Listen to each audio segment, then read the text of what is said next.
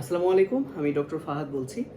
আজকে নগ্নবীজি এবং আবৃতবীজি উদ্ভিদের যে টপিকটা নিয়ে আলোচনা করব সেটা হচ্ছে পুষ্পবিন্যাস বা পুষ্পমঞ্জুরি, যাকে ইংরেজিতে ইনফ্লোরেসেন্স বলা হয়। তো লিখে ফেলি আগে, পুষ্পবিন্যাস বা পুষ্পমঞ্জুরি, ইংরেজিতে এটাকে বলা হয় ইনফ্লোরেসেন্স। তো প্রথমে যেটা জানতে হবে সেটা হচ্ছে জ্ঞানমূলকের জন্য যে পুষ্পবিন্যাস কাকে বলে। তো নামের মধ্যেই কিন্তু আছে বিন্যাস, অর্থাৎ এটা একটা বিন্যস্ত হওয়ার প্রক্রিয়া। কার? শুরুতেই আছে পুষ্প, পুষ্প অথবা ফুলের বিন্যস্ত হওয়ার প্রক্রিয়াকে বলা হয় পুষ্পবিন্যাস। এখন কথা হচ্ছে যে পুষ্পটা কোথায় বিন্যস্ত থাকে, কার উপর বিন্যস্ত থাকে, তার ডেফিনেশনে সেই কথাটা অবশ্যই সামনে লিখতে হবে। তো এখন আমরা জানি যে উদ্ভিদের যে কাণ্ড আছে, এই কাণ্ডের শীর্ষে শীর্ষ মুকুল থাকে এবং এর অক্ষ বরাবর বা কোনো কোনো উদ্ভিদের কক্ষ বরাবর কাক্ষিক মুকুল থাকে। তো এই যে শীর্ষ মুকুল বা কাক্ষিক মুকুল, এর থেকে যে শাখা প্রশাখাগুলো বের হয়, এই শাখা প্রশাখা থেকেই কিন্তু পুষ্প বা ফুল সৃষ্টি হয়। তাহলে আমরা ডেফিনেশনটা এভাবে লিখতে পারি, সেটা হলো কাণ্ডের কাণ্ডের শীর্ষ মুকুল বা কাক্ষিক মুকুল। তাহলে কাণ্ডের শীর্ষ মুকুল বা কাক্ষিক মুকুল, এখান থেকে উৎপন্ন হয় কি? এখান থেকে উৎপন্ন হয় যে শাখা অথবা প্রশাখা, যাদেরকে একত্রে আমরা শাখা তন্ত্র বলতে পারি। তাহলে কাণ্ডের শীর্ষ মুকুল ও কাক্ষিক মুকুল থেকে উৎপন্ন শাখা ও শাখা তন্ত্রের উপর তৈরি হয় পুষ্প। তাহলে এই শাখা ও শাখা তন্ত্রের উপর পুষ্পের যে বিন্যাস পদ্ধতি, সেটাই হলো পুষ্প বিন্যাস বা পুষ্পমঞ্জুরি। তাহলে ডেফিনেশনটা আমরা লিখবো এভাবে: কাণ্ডের শীর্ষ মুকুল বা কাক্ষিক মুকুল থেকে উৎপন্ন শাখা ও শাখাতন্ত্রের উপর পুষ্পের বিন্যাস পদ্ধতিকে কি বলা হয়? পুষ্পবিন্যাস। আশা করি ডেফিনেশনটা পারবে। ওকে, যদি এতটুকু ভুলেও যাও অন্তত এটা তো লিখতে পারবে যে পুষ্পের বিন্যাস পদ্ধতিকে ইনফ্লোরেসেন্স বা পুষ্পমঞ্জুরি বলে। আচ্ছা, এখন এই পুষ্পের বিন্যাস পদ্ধতি বা পুষ্পবিন্যাস প্রধানত দুই প্রকার। এছাড়াও একটা স্পেশাল টাইপ আছে যেটা তোমাদের বই আলোচনা করা নাই, তাই আমি দুই প্রকারই লিখলাম। তাহলে আমরা যদি প্রকারভেদ পড়ি পুষ্পবিন্যাসের, তাহলে প্রকারভেদ হচ্ছে দুই প্রকার।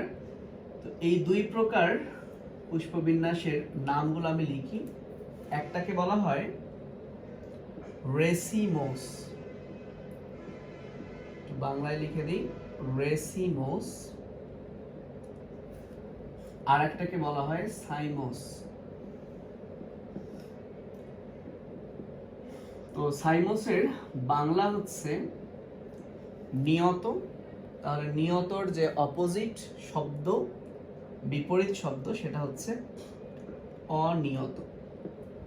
তো এই দুই প্রকার পুষ্পবিন্যাস সম্পর্কে তোমাদের বই আলোচনা করা আছে। আমাদের আজকের ক্লাসে আমরা মূলত এই টার্ম দুইটা বুঝবো, যে সাইমোস রেসিমোস কি জিনিস, এবং এদের তুলনা শিখবো এবং এদের ডেফিনেশনটা শিখবো। এটাই হচ্ছে আমাদের আজকের পড়া। তো এটা সম্পর্কে খুব ভালোভাবে ব্যাপারটা মনে রাখতে গেলে আমি যদি দুইটা চিত্র আঁকি, তাহলে আশা করছি ব্যাপারটা ক্লিয়ার হবা তোমরা। তো আমি এটা মুছে ফেলি, এতটুকু লেখা হয়েছে সবার। তো আমি এপাশে রেসিমোস লিখলাম, শুধু আর লিখলাম, এর বাংলাটা লিখলাম, এটা হচ্ছে অনিয়ত। আর এপাশে সাইমোস, এর বাংলাটা হচ্ছে নিয়ত। তো পুষ্প যার উপর থাকে তাকে আমরা বলতে পারি পুষ্পকাণ্ড বা পুষ্পদণ্ড বলতে পারি। এটাকে আমরা মঞ্জুরি দণ্ড বলতে পারি। তো আমি একটা পুষ্পদণ্ড আঁকলাম, এটা হচ্ছে পুষ্পদণ্ড বা মঞ্জুরি দণ্ড। তো এপাশেও আমি একটা পুষ্পদণ্ড এঁকে ফেললাম। তো এটা হচ্ছে গোড়ার দিক, ঠিক আছে? তো আমি আগে চিত্রটা আঁকি, তাহলে কিন্তু তোমরা কম্প্যারিজনটা বুঝতে পারবে। আমি একটু ছোট করে দিই যাতে নিচে পার্থক্য তিনটা মূলত এটা লিখতে পারি। ওকে, তো এটা যদি পুষ্পদণ্ড হয়, আমি একটু লিখে ফেলি কোথাও, এটা হচ্ছে পুষ্পদণ্ড। ওকে, এটা হচ্ছে পুষ্পদণ্ড। তো এই পুষ্পদণ্ডের যে শীর্ষ, রেসিমসের বেলায় এর শীর্ষে কোনো পুষ্প বা ফুল তৈরি হবে না, কিন্তু যেটা সাইমোস, এর পুষ্পদণ্ডের শীর্ষে, এই মনে করো এটা হচ্ছে একটা ফুল বা পুষ্প, এর শীর্ষে কিন্তু একটা ফুল বা পুষ্প তৈরি হবে। এটা হচ্ছে একটা ডিফারেন্স। ওকে, এরপর আমি একটু আঁকি। সো এটা একটা ফুল, এটা তার বৃন্ত, পুষ্প বৃন্ত বলতে পারি এটাকে আমরা।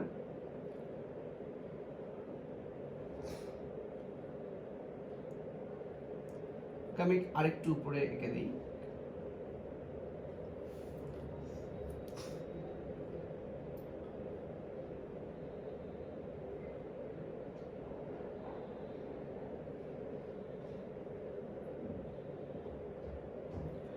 ওকে, তাহলে চিত্রটা খুব ভালো করে খেয়াল করো।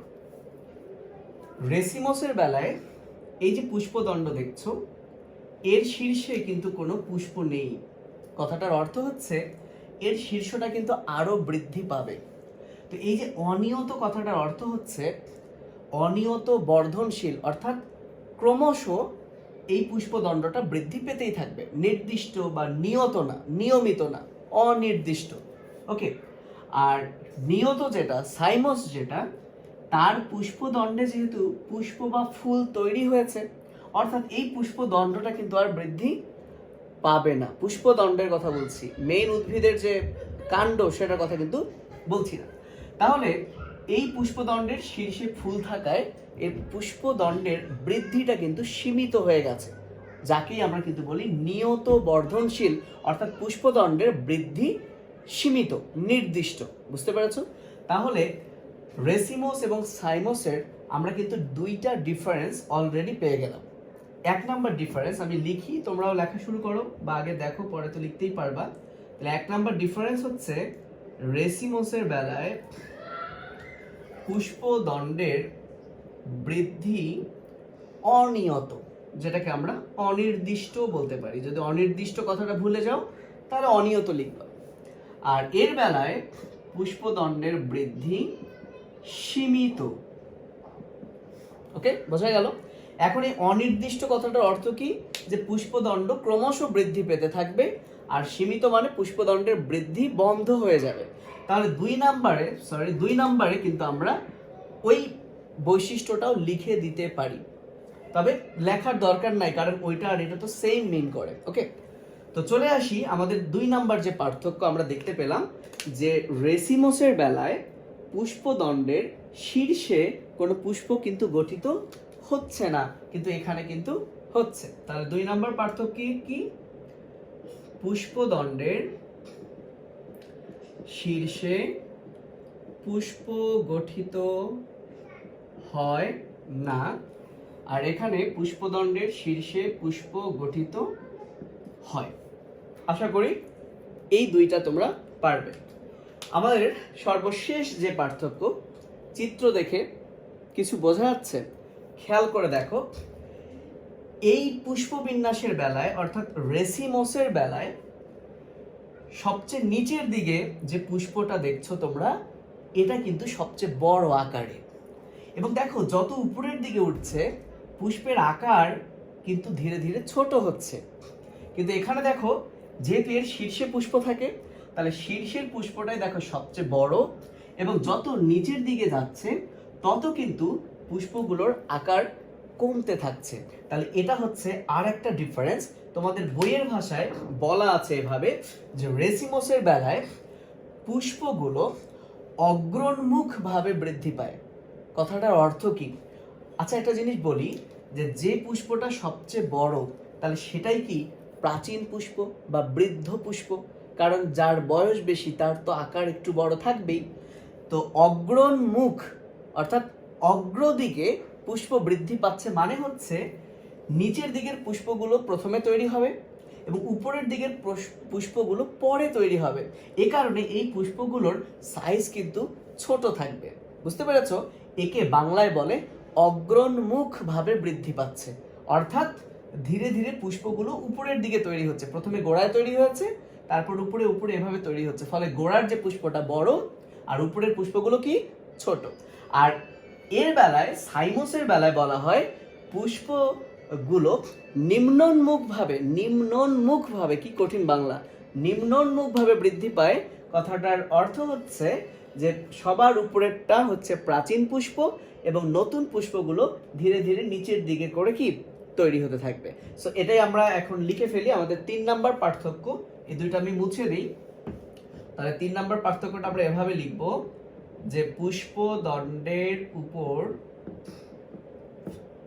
পুষ্পগুলো,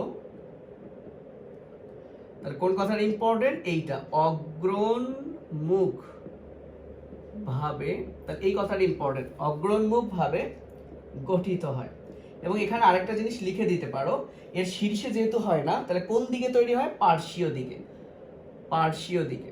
সেটা আমি ব্র্যাকেটে লিখলাম, এখানেই লিখতে পারো যে পুষ্পদণ্ডের উপর পুষ্পগুলো পার্শ্বীয় দিকে অগ্রণমুখ ভাবে গঠিত হয়। ওকে, তাহলে এখানে কি হবে, পুষ্পদণ্ডের উপর পুষ্পগুলো নিম্নোন্মুখ ভাবে গঠিত হয়। বোঝা গেল? এখন যদি তোমরা কোনো ইংলিশ ভার্সনের স্টুডেন্ট দেখে থাকো, তাহলে অগ্রণমুখ আর নিম্নোন্মুখকে তোমরা কিভাবে লিখবা? তো অ্যাকচুয়ালি অগ্রণমুখ ভাবে, তাহলে এই অর্ডারটাকে তোমরা এভাবে লিখবা, এটা হচ্ছে অ্যাক্রোপেটাল অর্ডার। তাহলে অগ্রণমুখ ভাবে অর্থাৎ অ্যাক্রোপেটাল অর্ডার, আর নিম্নোন্মুখ ভাবে এটা হচ্ছে ব্যাজিপেটাল অর্ডার। এখন যদি বলো যে কেন ভাইয়া এরকম ইংলিশ হলো, সো পেটাল অর্থ পাপড়ি, অর্থাৎ পুষ্পের বা এই যে ফুলের পাপড়ি থাকে তোমরা জানো, তো পেটাল দুই জায়গায় আছে, পেটাল ব্যাপার না, ব্যাপারটা হচ্ছে অ্যাক্রো আর বেজি। তো আমরা সবাই জানি বেজ মানে মূল বা বেজ মানে ভিত্তি, তাই না?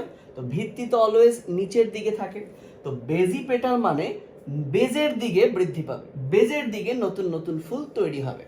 আর অ্যাক্রো মানে হচ্ছে প্রান্তের কাছাকাছি।